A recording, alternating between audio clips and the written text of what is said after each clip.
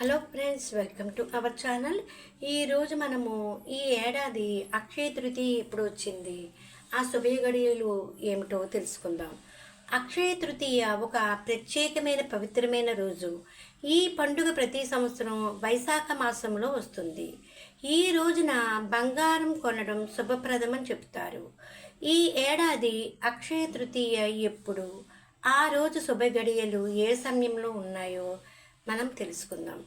వైదిక విశ్వాసాల ప్రకారము అక్షయ తృతీయ పవిత్రమైన రోజున చేసే ఏ శుభకార్యం చేసినా మంచి జరుగుతుంది. కాబట్టి ఈ తిథి నాడు బంగారము లేదా వెండి ఆభరణాలను కొనుగోలు చేస్తారు.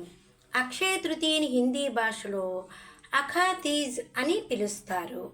పంచాంగం ప్రకారం అక్షయ తృతీయ తిథి ఏప్రిల్ 29 సాయంత్రం 5:32 నుండి ఏప్రిల్ 30 మధ్యాహ్నం 2:13 వరకు కొనసాగుతుంది.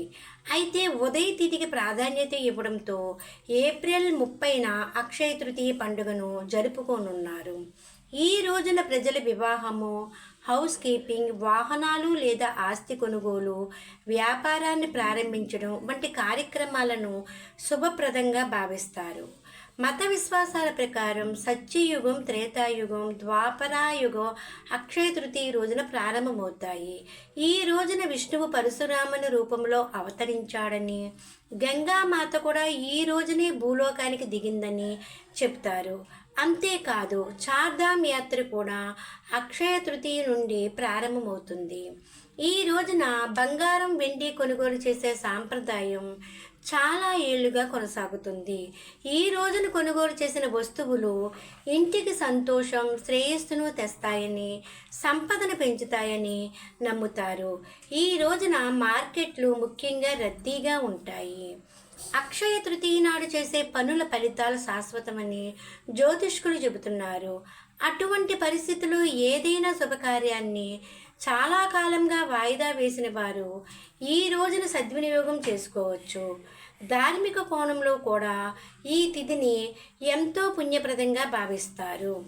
అక్షయ తృతీయ అనేది ప్రతి సంవత్సరం వైశాఖి మాసంలో శుక్లపక్షం 3వ రోజున జరుపుకునే ఒక శుభఘట్టం.